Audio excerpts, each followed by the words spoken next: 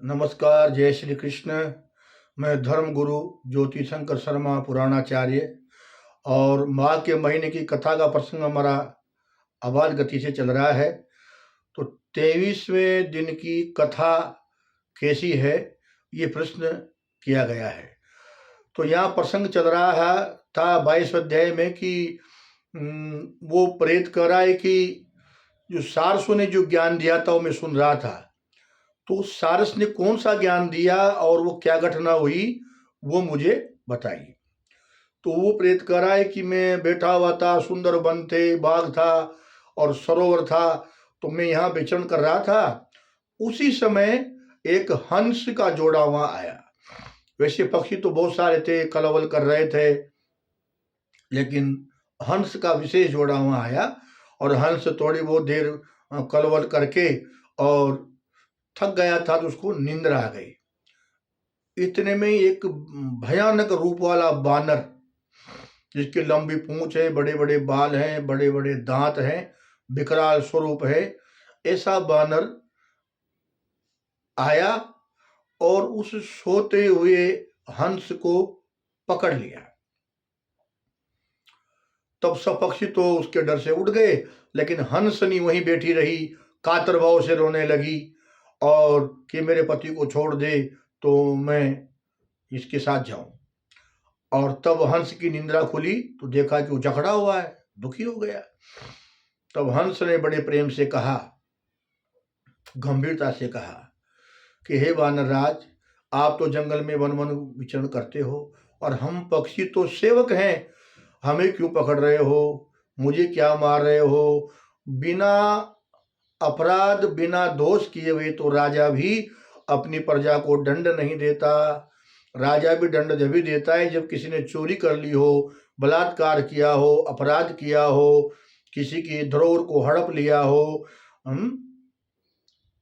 धर्म विरुद्ध कार्य किए हों, तब राजा अपनी प्रजा को दंड देता है। तो मैंने तो आपका कुछ भी नहीं बिगाड़ा, मुझे छोड़ दो, क्योंकि हे बानर, मैं तुम्हारा पूर्व जन्म जानता हूं।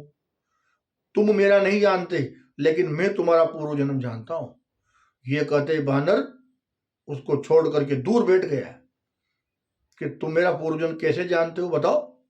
तो उसने कहा कि विंध्याचल में पर्वतेश्वर नाम के तुम राजा थे, विंध्याचल पर्वत पर तुम्हारा अटंक राज्य था, बहुत एक छत्र, बहुत बलवान थे, लेकिन तुम्हारी धन की तृष्णा समाप्त नहीं हुई। इसने सेना लेकर के उस राजा पे हमला किया, उस राजा पे हमला किया, किसी सामंत पे हमला किया और अपने राज्य का विस्तार करते रहे, बड़ा करते रहे, और उसके कारण तुमने अनेक लोगों को मारा, अकारण लोगों को दंड दिया और बहुत लोगों को तुमने परेशान किया। तुम्हारे शासन काल में प्रजा बहुत दुखी थी और दुर्भाग्य से मैं तुम्हारा जो है सो पुरोहित था, लेकिन तुम मेरी भी बात नहीं मानते थे, इसीलिए मैंने भी तुम्हें ज्ञान देना बंद कर दिया था और तुम उद्दंड होकर के लोगों को दिनादिन दंड देते ही रहते थे। समय आया, वृद्ध अवस्था आई और तुम्हारी मृत्यु हुई। यमराज के दूत तुम्हें लेकर के गए और वहां जाने के बाद में तुम्हें कुंभीपाक आदि नरकों में भोगना पड़ा। 30 साल तक सजा भोगने के बाद आप जब थोड़े पाप नष्ट हो गए तो मृत्युलोक में आए। मृत्युलोक में तुम्हें बानर की योनि प्राप्त हुई है और तुम अब जो है सो यहाँ पर भी इस तरह के अपराध कर रहे हो। बिना यहाँ के मालिक की सेवक की आज्ञा के तुमने फल तोड़ लिए, वृक्षों का नुकसान किया है और पक्षियों को मारने की चेष्टा कर रहे हो, फिर तुम्हारा क्या होगा। इसलिए महाराज मेरे ऊपर कृपा करो। तो बानर ने कहा कि भाई तुमने मेरा पूर्व जन्म तो बता दिया और मेरे भी मानने में आ रही है, लेकिन तू हंस क्यों बना? तू तो पुरोहित था, तू धर्म पे चलने वाला व्यक्ति था, ब्राह्मण था, वेद पाठी था, गायत्री के जाप करने वाला था, फिर हंस कैसे हो गया ये तो बता। तब वो हंस अपनी बात रखता है।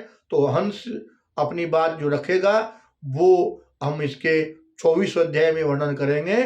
और सभी को जय श्री कृष्ण। चैनल को सब्सक्राइब करें, लाइक करें, शेयर करें। जय श्री कृष्ण।